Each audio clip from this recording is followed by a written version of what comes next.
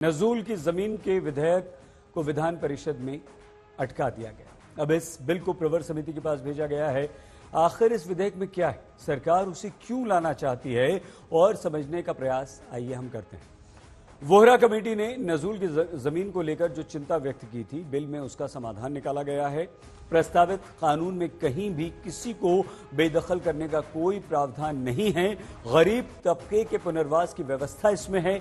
यह अधिनियम सरकार को अधिकार देता है कि वो नजूल की भूमि पर काबिज गरीब तबके के हितों को संरक्षण देते हुए उनके पक्ष में कानून बना सके और गरीबों को पुनर्वास दे सके।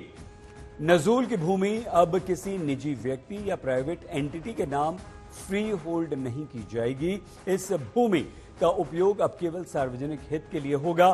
खाली पड़ी नजूल की भूमि जिसकी लीज अवधि समाप्त हो रही है, उसे फ्री होल्ड न करके सार्वजनिक हित की परियोजनाओं जैसे अस्पताल, स्कूल, कॉलेज, सरकारी ऑफिसेज के लिए इस्तेमाल किया जाएगा। भूमाफिया, नेता, नौकरशाह, अपराधियों के बड़े नेटवर्क को नेस्तो नाबूद करने का एक तरह से खाका इस विधेयक में पेश किया गया है। लखनऊ आपको सीधे लिए चलते हैं। कुमार अभिषेक हमारे संवाददाता हमारे साथ जुड़ चुके हैं। तो नजूल के इस विधेयक का विरोध अब अभिषेक क्यों, और वो भी विधानसभा में योगी पास करवा देते हैं, विधान परिषद में उन्हीं के नेता रुकवा देते हैं, ऐसा क्यों? देखिए, ये विरोध के लिए ज्यादा विरोध दिखाई देता है सईद। दरअसल नजूल की जमीनों का बंदरबांट कई दशकों से हो रहा है। अगर आप नाम देखेंगे तो चाहे अतीक अहमद हो, मुख्तार अंसारी हो, इनके पास सैकड़ों एकड़ नजूल की जमीनें प्रयागराज से लेकर लखनऊ और दूसरे शहरों में रही हैं और मुख्यमंत्री योगी आदित्यनाथ ने पिछले कुछ सालों में ऐसी जमीनों को खाली कराया है।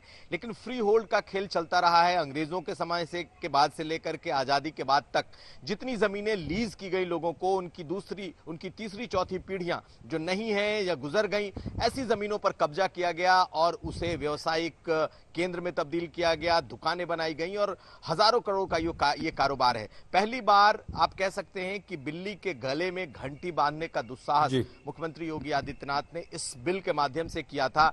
लेकिन स्थिति यह है कि भारी विरोध के बावजूद उसे रोक दिया गया। अभी रोका है लेकिन यह बिल मरा नहीं है। निश्चित तौर पर कुछ वक्त के बाद हो सकता है संशोधनों के साथ यह बिल वापस आए, लेकिन उत्तर प्रदेश में बहुत बड़ा, तकरीबन 72 से 75 हजार हेक्टेयर की ये जमीनें हैं और 2 लाख करोड़ से ज्यादा का ये की जमीनें हैं। सरकार का कहना है कि किसी को हटाने का कोई प्रस्ताव नहीं था बिल में।